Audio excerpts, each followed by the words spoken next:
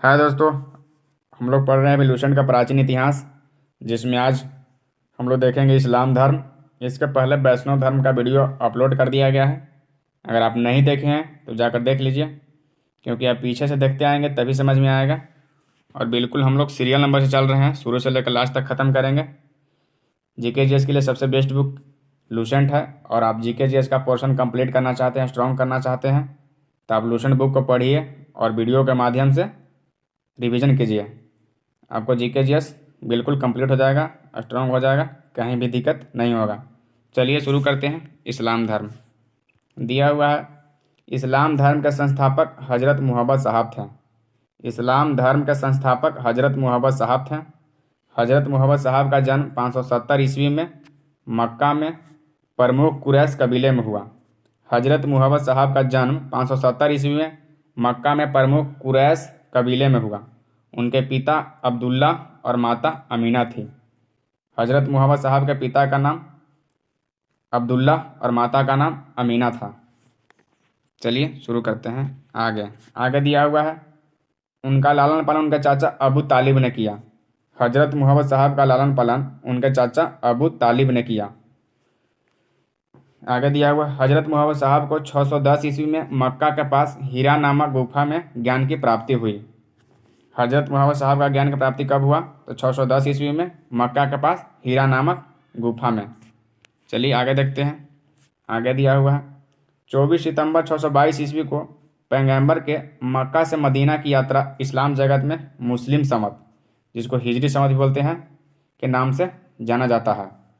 यह हमेशा पूछ देता है कि हिजरी संवत का आरंभ कब हुआ? तो 622 ईस्वी में, जो पैगंबर साहब के मक्का से मदीना की यात्रा था। चलिए आगे देखते हैं। मोहब्बत की शादी 25 वर्ष की अवस्था में खदीजा नामक विधवा के साथ हुआ। मोहब्बत की शादी 25 वर्ष की अवस्था में खदीजा नामक विधवा के साथ हुई, यानी मोहम्मद साहब के पत्नी का नाम खदीजा था। चलिए आगे देखते हैं। मोहम्मद साहब के पुत्री का नाम फातिमा एवं दामाद का नाम अली है। चलिए आगे देखते हैं। आगे दिया हुआ है, देवदूत जिब्रियल ने पैगंबर साहब को कुरान अरबी भाषा में संप्रेषित की। पैगंबर साहब को कुरान अरबी भाषा में किसने संप्रेषित की? तो जिब्रियल।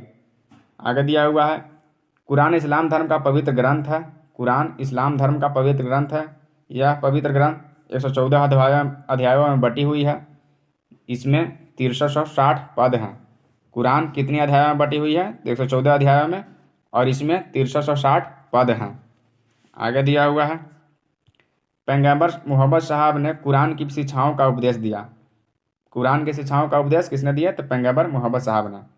आगे दिया हुआ है, हज़रत मुहम्मद साहब की मृत्यु 8 जून 632 ईस्वी को हुई।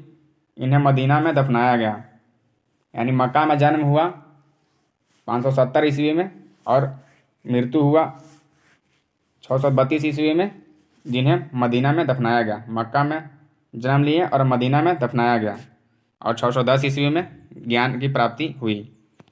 चलिए आगे दिया हुआ है, मोहम्मद साहब की मृत्यु के बाद इस्लाम सुन्नी तथा शिया नामक 2 पंथों में विभाजित हो गया। मोहम्मद साहब की मृत्यु के बाद इस्लाम सुन्नी और शिया 2 पंथों में विभाजित हो गया। सुन्नी उन्हें कहते हैं जो सुन्ना में विश्वास करते हैं। सुन्नी उन्हें कहते हैं जो सुन्ना में विश्वास करते हैं, और सुन्ना पैगंबर मोहम्मद साहब के कथनों तथा कार्यों का विवरण है। सुन्ना क्या है? तो पैगंबर साहब के कथनों तथा कार्यों का विवरण है, और सुन्नी सुन्ना में ही विश्वास करते हैं। आगे दिया हुआ है, शिया अली की शिक्षाओं में विश्वास करते हैं तथा उन्हें मोहम्मद साहब का न्यायसम्मत उत्तराधिकारी मानते हैं। शिया जो है अली की शिक्षाओं में विश्वास करते हैं तथा उन्हें मोहम्मद साहब का न्यायसम्मत उत्तराधिकारी मानते हैं। अली मोहम्मद साहब के दामाद थे। चलिए आगे देखते हैं। आगे दिया हुआ है, अली की 661 ईस्वी में हत्या कर दी गई। अली की हत्या कब कर दी गई? 661 ईस्वी में। अली के पुत्र हुसैन की हत्या 680 ईस्वी में करबला, इराक नामक स्थान पर कर दी गई। अली की हत्या कर दी गई 661 ईस्वी में, और अली के पुत्र हुसैन की हत्या कर दी गई 680 ईस्वी में। आगे दिया हुआ है, इन दोनों हत्या ने शिया को निश्चित मत का रूप दे दिया। अली और हुसैन की हत्या ने शिया को निश्चित रूप का मत दे दिया। आगे दिया हुआ है, पैगंबर मोहम्मद साहब के उत्तराधिकारी खलीफा कहलाएं। ये हमेशा क्वेश्चन पूछा जाता है कि पैगंबर मोहम्मद साहब के उत्तराधिकारी क्या कहलाएं, तो खलीफा कहलाएं। ये इंपॉर्टेंट हो जाता है। आगे दिया हुआ, इस्लाम जगत में खलीफा पद 1924 ईस्वी तक रहा। इस्लाम जगत में खलीफा पद कितना तक रहा, तो 1924 ईस्वी तक रहा। और 1924 ईस्वी में इसे तुर्की के शासक मुस्तफ़ा कमाल पाशा ने समाप्त कर दिया। ये भी पूछ देता है कि खलीफा पद को किसने समाप्त किया और कब किया, तो मुस्तफ़ा कमाल पाशा ने 1924 में खलीफा पद को समाप्त कर दिया। आगे दिया हुआ है, इब्न इसाक ने सर्वप्रथम पैगंबर साहब का जीवन चरित्र लिखा। पैगंबर साहब का जीवन चरित्र सर्वप्रथम किसने लिखा, तो इब्न इसाक।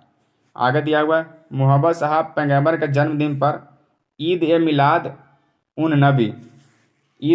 उन नबी पर्व मनाया जाता है। इनके जन्मदिन पर ईद ए मिलाद उन नबी पर्व मनाया जाता है। चलिए आगे देखते हैं। आगे दिया हुआ है, भारत में सर्वप्रथम इस्लाम का आगमन अरबों के जरिए हुआ।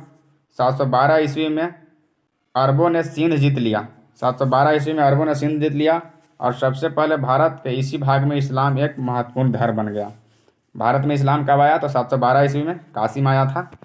चलिए आगे देखते हैं। आगे दिया हुआ है, नमाज के दौरान मुसलमान मक्का की तरफ मुंह करके खड़े होते हैं। नमाज के दौरान मुसलमान मक्का की तरफ मुंह करके खड़े होते हैं। भारत से मक्का पश्चिम की ओर पड़ता है। मक्का की ओर की दिशा को कीबला कहा जाता है। मक्का की ओर दिशा को क्या बोला जाता है, तो कीबला बोला जाता है।